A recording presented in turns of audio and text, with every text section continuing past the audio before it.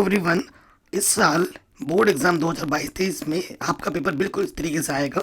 सो पहला क्वेश्चन क्या बोल रहा है खंड अ में कि एक परिमेय संख्या का दशमलव प्रसार सदैव कैसा होता है? अशांत होता है, शांत होता है, उपयुक्त दोनों होते हैं, इनमें से कोई नहीं होता है। बेटा अगर परिमेय संख्या में बोलूँ, जैसे मैंने 1/2 लिखा, ये भी एक परिमेय संख्या है। 1/3 लिखा, ये भी परिमेय संख्या है। 1/2 आपका क्या हो गया? शांत हो गया। और 1/3 आपका क्या होगा? अशांत होता है ना। भाग देते रहो, कभी खत्म नहीं होगा। लेकिन दोनों के दोनों क्या है?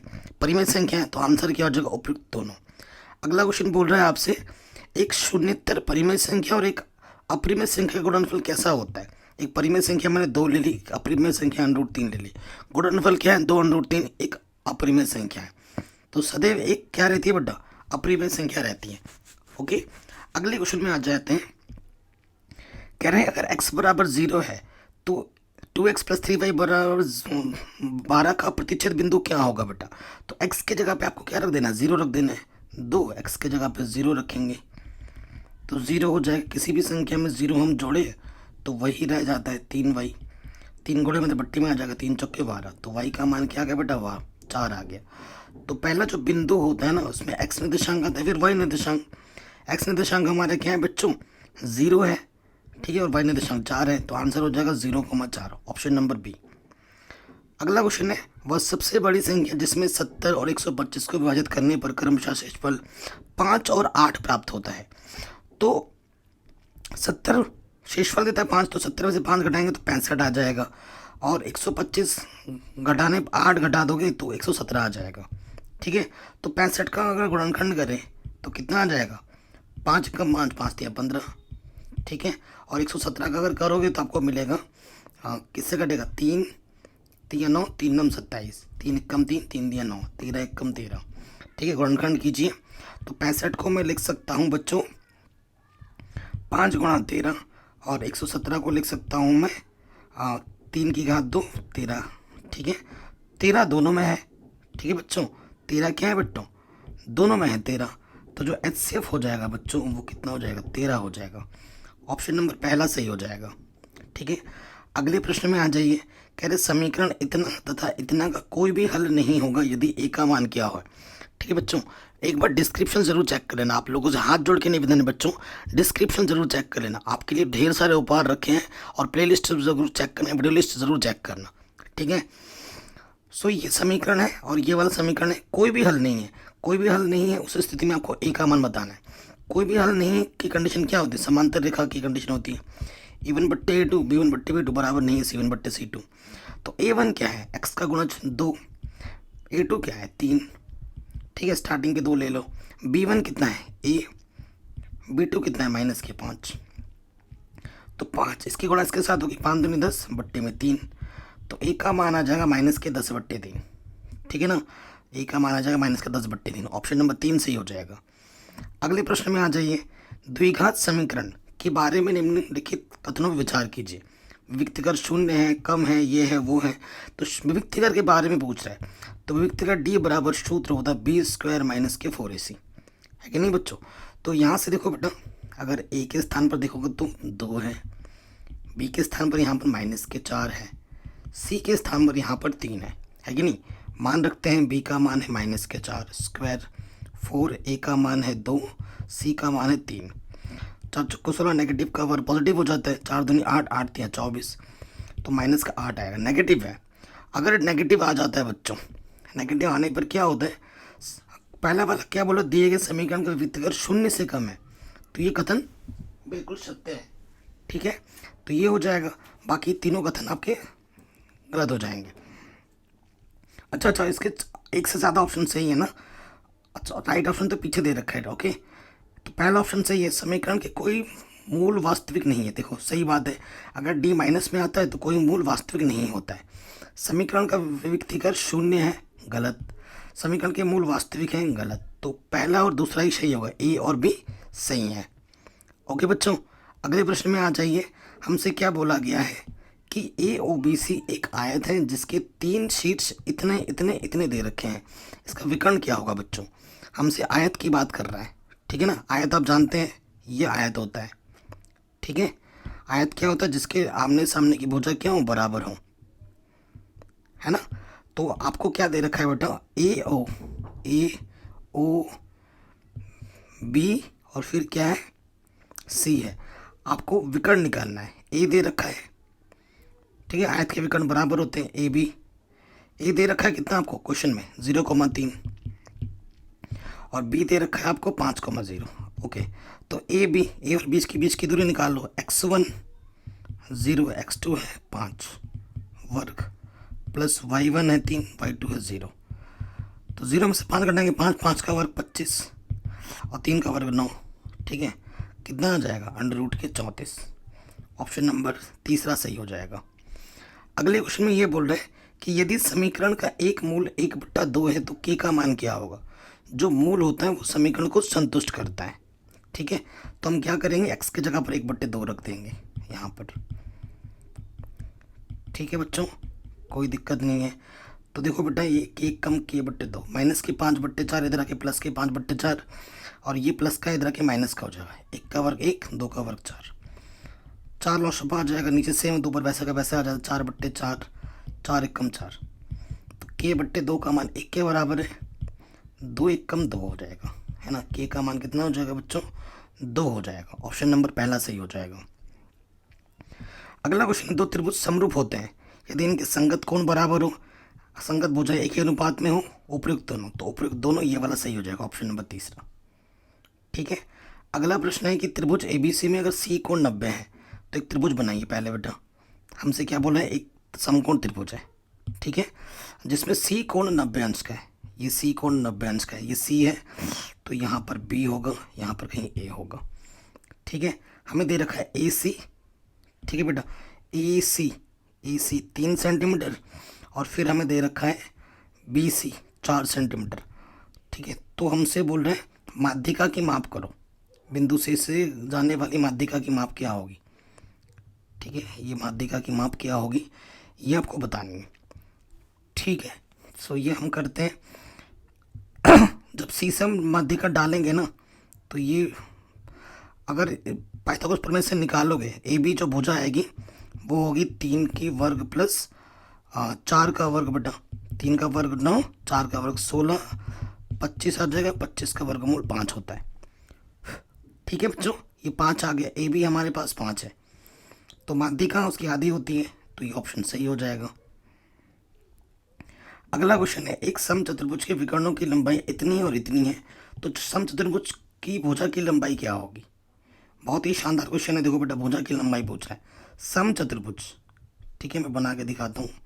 समचतुर्भुज में विकर्ण अलग अलग होते हैं, लेकिन प्रतिच्छेद करते हैं, ये है विकर्ण, 2 विकर्ण, ठीक है। पहले वाले विकर्ण की लंबाई 16 है, यहाँ से लेकर यहाँ तक 16 है, तो ठीक है बेटा, तो यहाँ से लेकर यहाँ तक उसका आधा हो जाएगा 8, ठीक है, ये हो जाएगा 8। एंड दूसरा आपको दे रखा है कितना, 12 सेंटीमीटर यहाँ से लेकर यहाँ तक, तो यहाँ से लेकर यहाँ तक आपका आधा हो जाएगा, 12 का आधा 6 हो जाएगा। भुजा ये चारों भुजा बराबर होती है, ये सब भुजाएं, तो इस भुजा का मान A मान लो, और यहाँ पर जो कोण बनते हैं 90 अंश का बनता है। तो ये जो त्रिभुज एक समकोण त्रिभुज है, आपको क्या निकालना है, कर्ण निकालना है। तो कर्ण क्या होता है, बाकी तो भुजा का वर्ग का योग करके जोड़ दो, ठीक है। 8 8 64, 6 छंग 36, तो ये आ जाएगा 100, 100 का वर्गमूल होता है 10, तो आंसर आएगा 10 सेंटीमीटर। ऑप्शन में है, बिल्कुल है, सेकंड वाला ऑप्शन सही हो जाएगा। अगला क्वेश्चन बच्चों बहुत ईजी है, दो समरूप त्रिभुजों की भुजाएं इस अनुपात में है, इन त्रिभुजों के क्षेत्रफलों का अनुपात क्या होगा, ठीक है। अगर समरूप त्रिभुज पहले ही बोल रखा है, प्रमेय 6.6 लगाएंगे, तो भुज क्षेत्रफल का अनुपात क्या होता है बेटा, जो भी संगत भुजा दे रखी होती है उनके अनुपात का हम क्या करते हैं, वर्ग कर देते हैं। 4 का वर्ग 16, 9 का वर्ग 81, यानी कि 16:81 हो जाएगा, ऑप्शन नंबर 4। अगले प्रश्न में आ जाइए, tan थीटा का मान ये दे रखा है ना, 4 गोले में इधर के बट्टे में आ गया, आपको इसका मान निकालना है। tan क्या होता है बच्चों, tan होता है बच्चों साइन बट्टे कॉस, ठीक है। जो हमें दे रखा है बेटा, जो चीज़ हमें दे रखी है ना, एक चीज़ देखना, हर एक पद में मैं क्या कर दूंगा, कॉस से भाग दे दूंगा। अगर ऊपर भी कॉस से भाग दे दो, हर एक पद में नीचे भी कॉस से भाग दे दो, ठीक है। सो देखो बेटा क्या होगा, यहाँ से साइन बट्टा कॉस क्या होता है, tan थीटा, और यहाँ से कॉस कटा 1, यहाँ पे भी वही चीज़, ठीक है, टेन थीटा का मान रख दो ऊपर नीचे दोनों जगह। तो 4 टेन थीटा का मान है 3/4 माइनस का 1, नीचे भी वही आ जाएगा, 4 से 4 कटा, 3 में से 1 गया 2, 3 और 1 4, 2 1 कम 2, 2 दूनी 4, 1/2। तो ऑप्शन नंबर तीसरा सही हो जाएगा। ठीक है, इसका मान क्या होगा बेटा, 75 और 15 को अगर जोड़ोगे तो 90 आ रहा है। ठीक है, और बट्टे में तो कट के इसका मान 1 आ जाएगा, ऑप्शन नंबर दूसरा। अगला क्वेश्चन क्या है बेटा, एक वृत्त का परिमाप वर्ग के परिमाप के बराबर है। ठीक है, आपके पास बच्चों एक वृत्त है, एक वृत्त और एक वर्ग, आप आपस में इनके परिमाप बराबर है। मान लेते हैं वृत्त की जो त्रिज्या है वो r है और इस वर्ग की भुजा a है। ठीक है, तो हमसे बोला है तो उनके क्षेत्रफलों का अनुपात ज्ञात करो, यानी कि वृत्त का क्षेत्रफल πr² और a², इसका अनुपात आपको ज्ञात करना है। ठीक है, क्वेश्चन में दे रखा है कि वृत्त का जो परिमाप है 2πr और इसका जो परिमाप है 4 गुना भुजा वो बराबर है। 4 गुना भुजा होता है, 2 से 2 कटेगा, तो πr, ये जो 2 गुणे में इधर बट्टी में आ जाएगा, ये a का मान आ गया।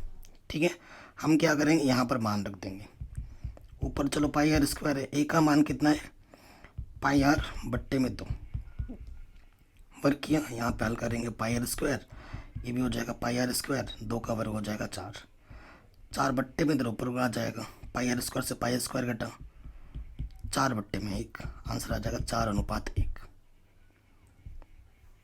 ना ना ना ना, एक चीज़, पाई स्क्वायर था ना, पाई का स्क्वायर तो हमने किया नहीं है, थोड़ी सी गलती हो गई। यहाँ पर हमने क्या स्क्वायर नहीं लगाया, देखो बेटा यहाँ पर स्क्वायर होगा ना तो पाई बच जाएगा, 4/पाई आएगा।